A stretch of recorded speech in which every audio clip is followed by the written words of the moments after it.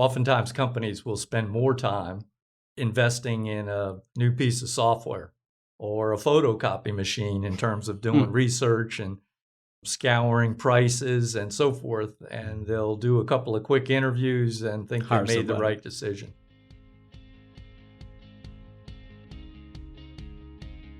Welcome to Manage This, the podcast by project managers for project managers. Every couple of weeks we meet to discuss what's important to you and to all professional project managers. We try to talk with the best of the best, drawing on their experience and seeing what has worked for them. I'm your host, Nick Walker, and with me is the true voice of experience, Bill Yates. And today, Bill, we have another full house here in the studio. Yes, we do. It's great to have Laura and Don in the room with us, and I cannot wait to dig into this topic because they are experts when it comes to hiring the best. So let's talk about hiring. As we all know, in today's economy, hiring the best people is more critical than ever. It costs a lot to find and interview candidates and to train new employees. No one can afford to lose time and money from a bad hiring choice.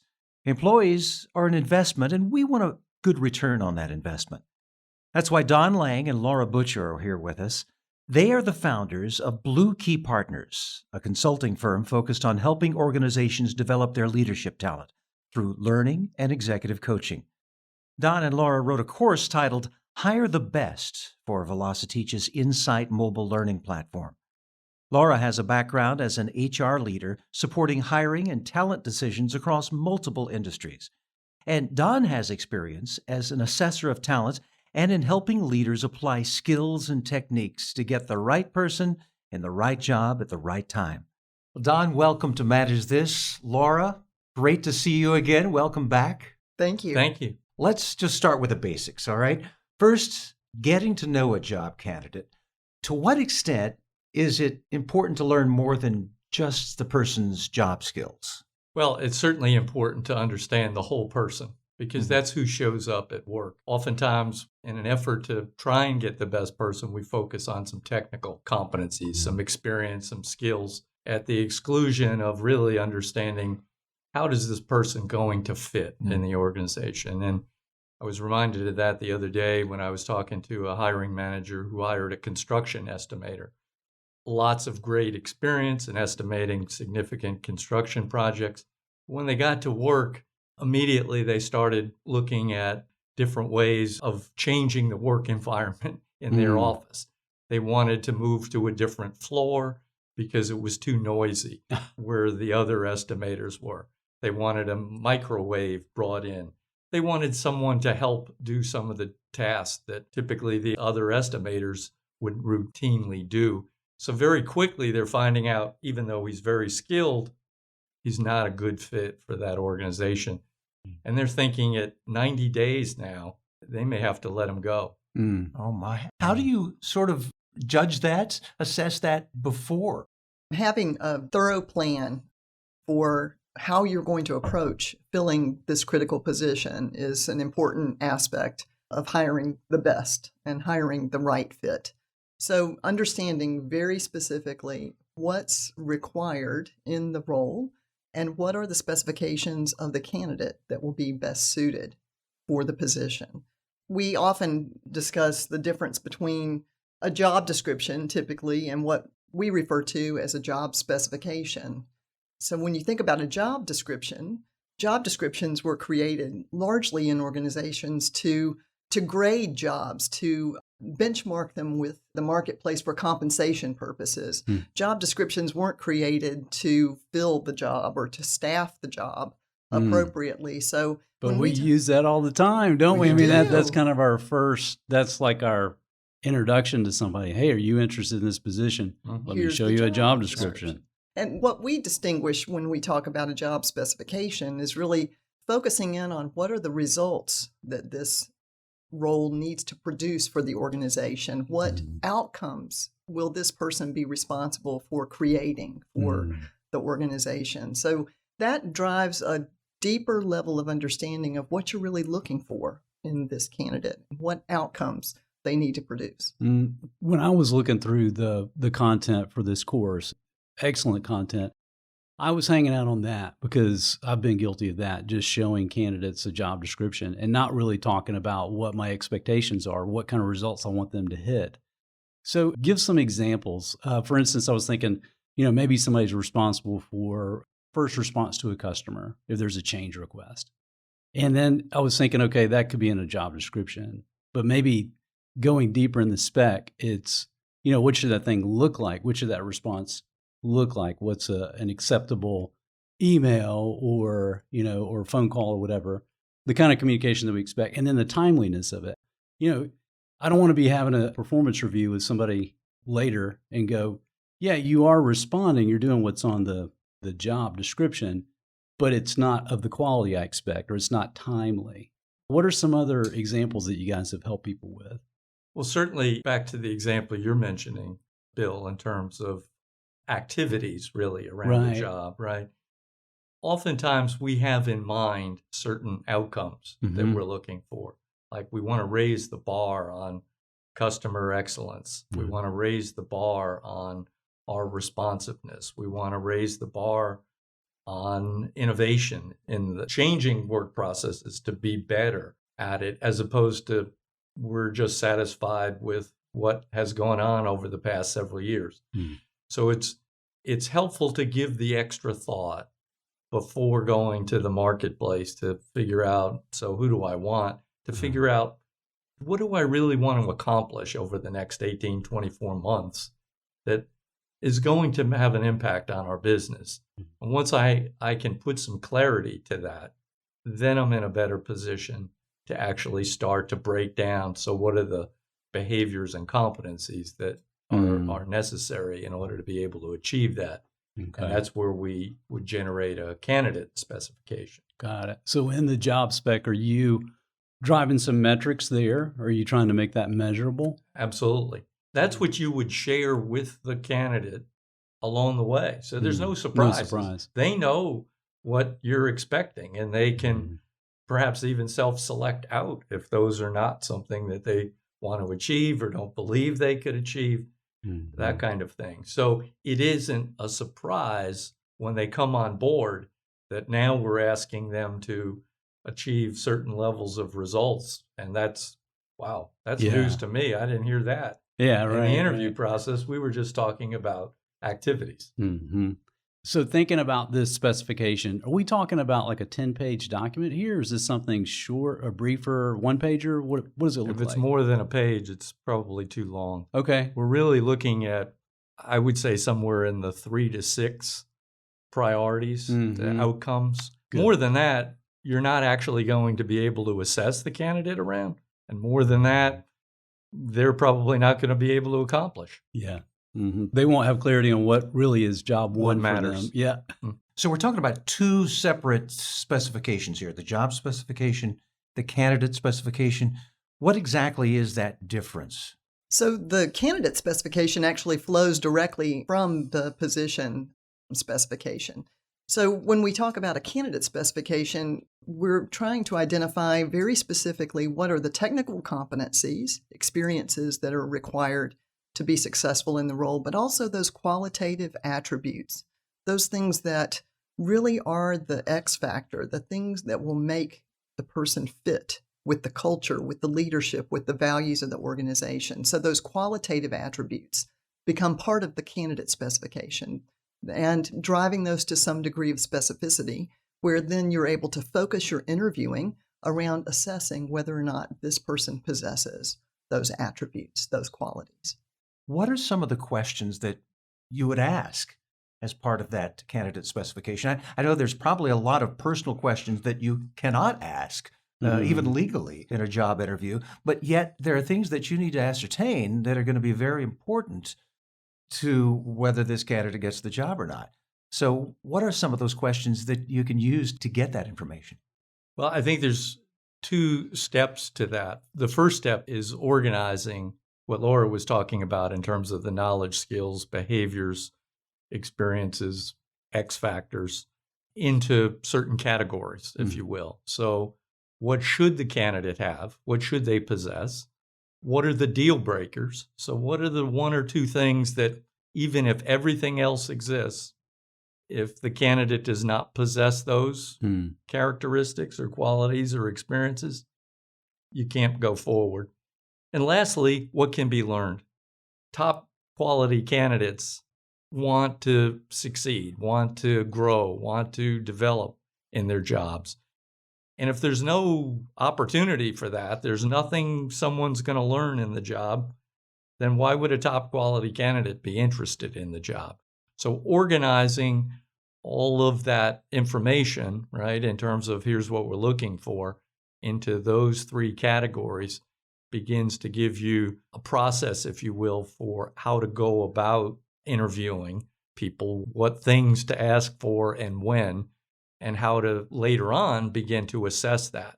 Because if you don't do that up front in terms of categorizing, afterwards it becomes too much of a sort of likability factor as opposed to legitimately they don't have that quality and that's a deal breaker, so we're not going to go forward. Sounds like you two really promote a lot of planning, upfront planning, before we start reaching out to candidates or posting positions. I appreciate that. Quick question, deal breaker. Give me some examples of deal breakers. Are we talking about just like personal attributes or maybe technical attributes, knowledge, experience, or is it personality stuff or is it both? What are some examples? It can be both. I think Don gave a great example as we started our discussion this morning about a situation where it was more a style of working that was not an appropriate fit in the organization. So those things can be deal breakers depending on the values of the organization, the culture, the leadership, the fit with the team. So those factors need to be considered when you're categorizing and assessing whether the candidate possesses what you're looking for. In your course, in your Velociteach course, you talk about something called a talent brand. I'm just curious, what is that? What makes up a talent brand? Talent brand, the way we look at it is what's the value proposition that the organization brings to the marketplace for talent, for attracting and retaining talent. So what are those, what's the market reputation in the industry and with customers? What's the opportunity for growth? What's the reputation or image of the senior leadership in the organization and opportunities to develop as an individual in the organization? Those are some of the ideas around a brand, if you will, that is attractiveness. Certainly things like benefits and compensation and other kinds of perquisites are important as well, but it's much larger than that. It's why would people want to work in your organization and why will they stay once they get there? That's what you need to ascertain. And you can do that by asking people who work there, asking people who were recently hired. You can ask search firms. You can talk to a number of people to get that sort of list of qualities that define your brand and then hone that into a message in a tightly woven message that everyone the candidate speaks to is going to hear what those attributes are so that that brand is clearly messaged to the right people. I get the sense that the approach that you two really support is openness, transparency, both with the candidates and with the organization, the hiring organization, right from the start. Absolutely. The job specification, even in, hey, here's our culture, here's how we have fun, here's what it's like when we're getting really serious, when we've got a big deadline and we push, this is what it looks like around here.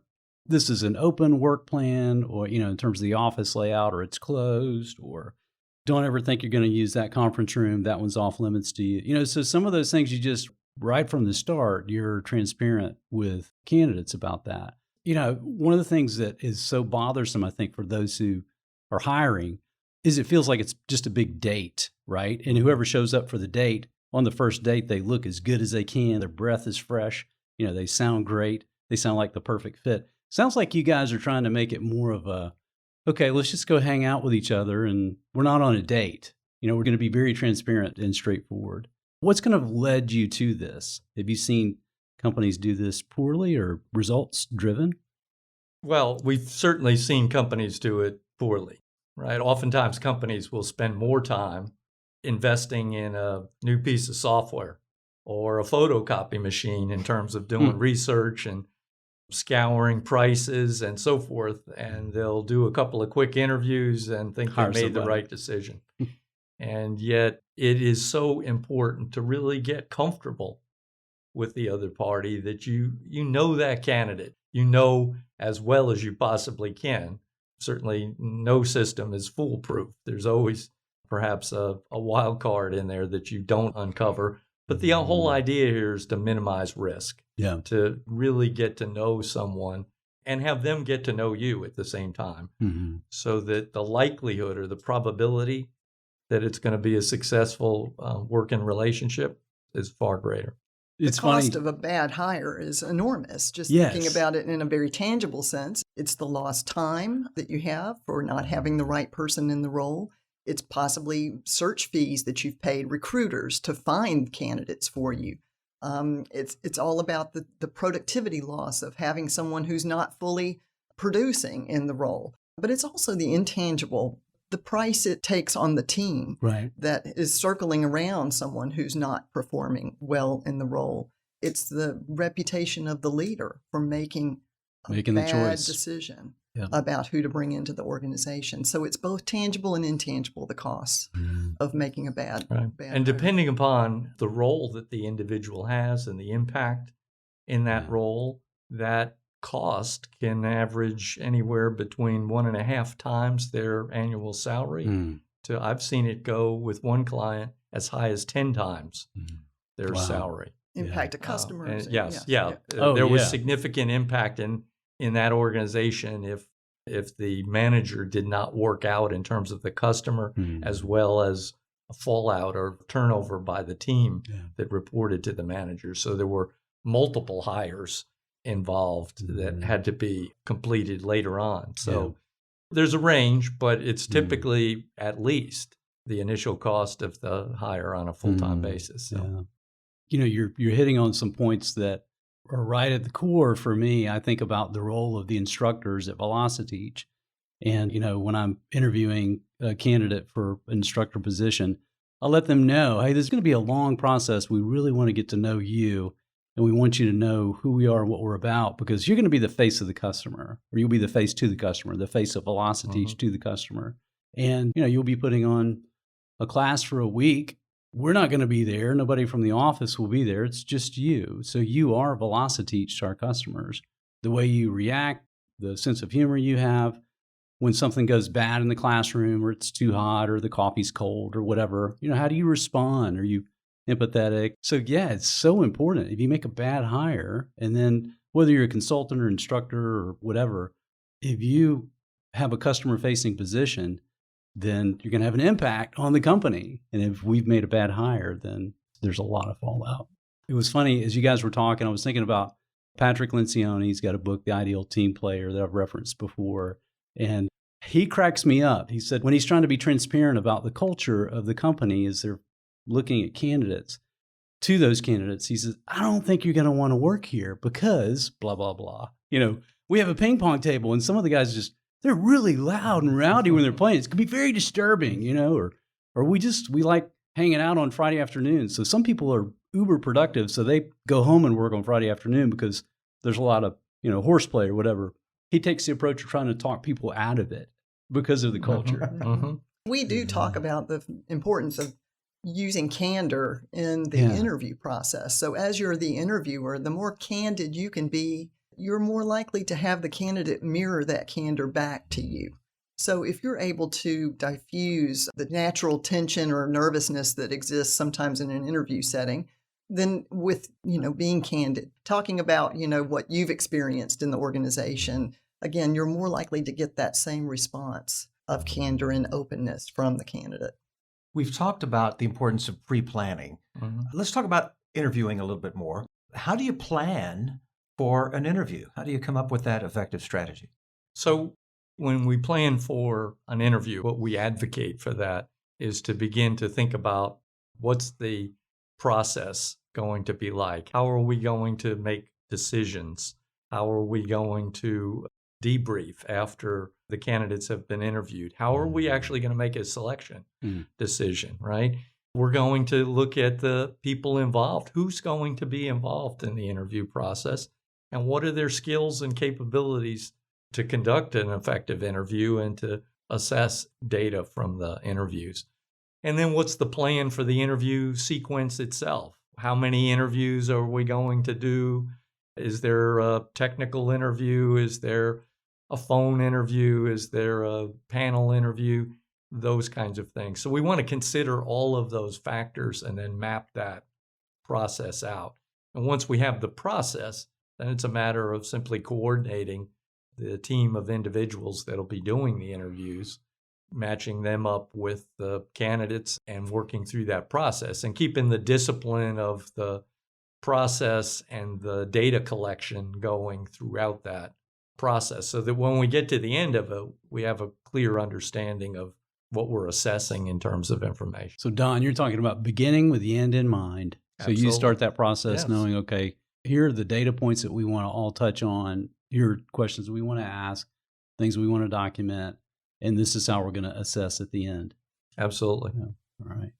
You guys talk about I'm not going to say it's almost like an icebreaker, a good way to build that rapport early on, right at the beginning of the interview. Just talk us through that. So it's again, a fairly simple technique that really opens up the candidate and warms them into the interview conversation. So we call it rapport building. And usually you're working from someone's resume or CV when you're conducting an interview. So if you've reviewed their resume in advance, find something on the resume that speaks to an interest, a hobby, something in the community that they might be engaged in, something where you can engage them in a conversation very quickly that invites them to share something about themselves that they're comfortable speaking about. So it might be a hobby or where they went to school or a city that you share in common, something that you could just remark about and have them share openly whatever they would like to about that.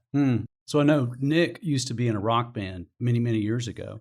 So long time ago. If he happened to put that on his resume, Yeah. I may use that as a way to, so you have musical interest and talent, I see.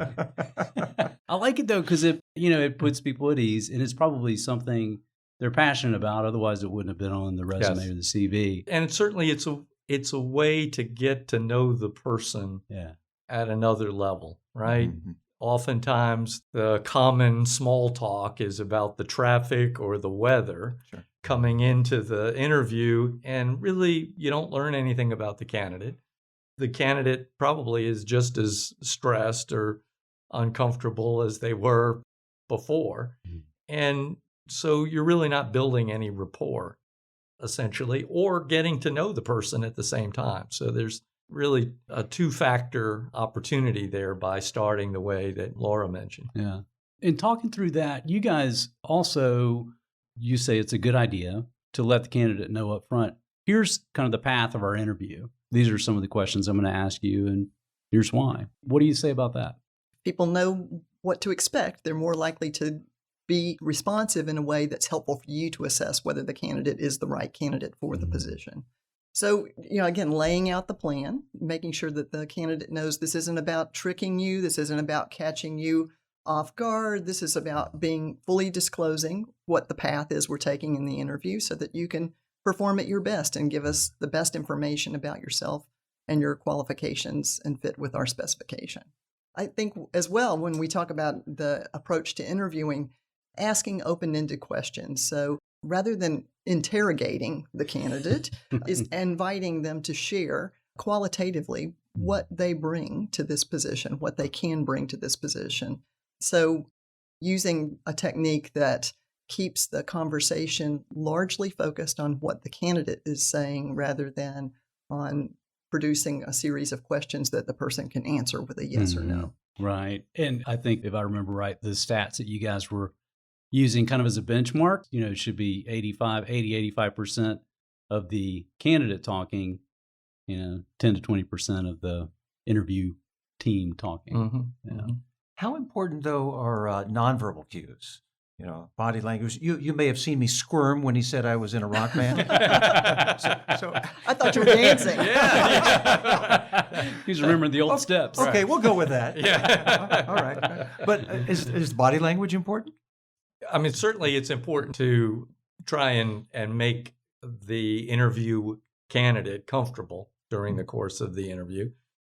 Mirroring the candidate sometimes is a helpful way to build rapport, but body language in terms of facial expressions and nodding and attentiveness conveys interest, conveys engagement with the candidate along the way.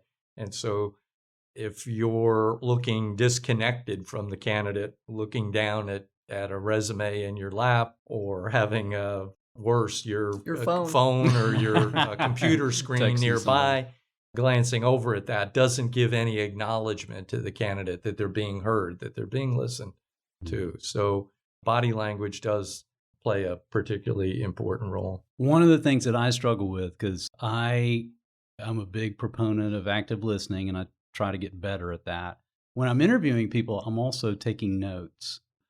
I've found that it's important for me to take notes during an interview or later as I'm comparing candidates. I can't remember who said what. But it bothers me to no end. And I'm always apologizing to candidates going, all right, I'm going to take notes. Forgive me. I'm not going to make great eye contact, but I'll try to look up every now and then. What's the right balance? What's your advice on that?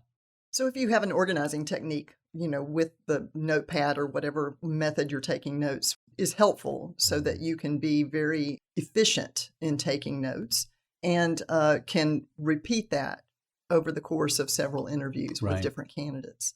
It's also, I think, very important, at least for me, to ensure that I don't go running right into my next meeting, but that I take the 5-7 minutes following the interview to complete my notes and to complete any insights or perspective I feel like I've gained about this candidate, to capture those, because, a week may pass, 2 weeks may pass before the next interview in some situations. So it's important to, create a record of your thoughts at the time that can be reflected. I like the idea of highlighting or somehow drawing attention to, there's usually 2 or 3 big things that I'll learn about a candidate in a conversation. And you're right, I may have a list of 24 little bullet points, but in the moment, right after we conclude that, instead of rushing into the next candidate, then take the time to, go back. Point 3 was really important to me. Looks like, I'm not sure our culture will be the right fit, or it looks like this person's even more qualified than I thought for this. This is a positive or a negative. Yes, and it may be that this is one of several interviews that you will have with this candidate. Right. So there may be things that you want to say, next time I speak with this person, here's an area that I want to follow up on. Here's an area that I want to go deeper in. Yes, those are important notes. Good.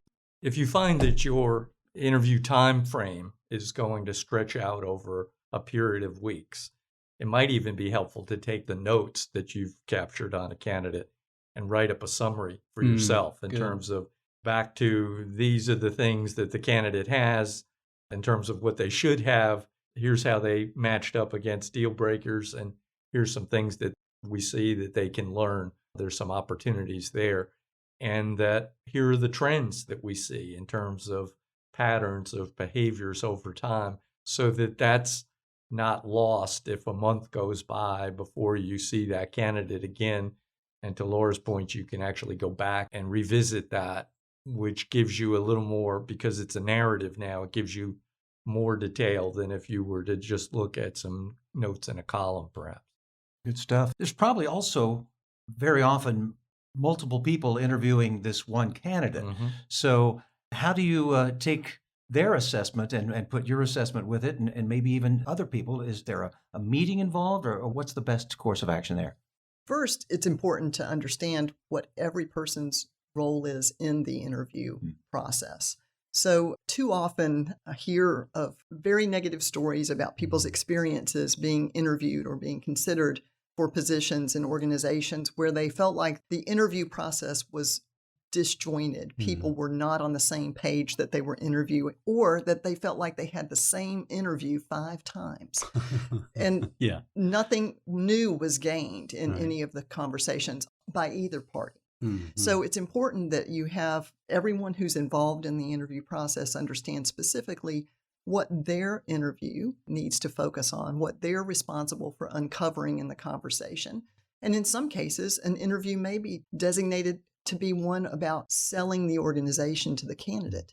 So, each person needs to understand what the role is in the process and then how they need to be prepared to bring that information back to a conversation, to the hiring manager, to help make the assessment of whether or not this person will receive an offer.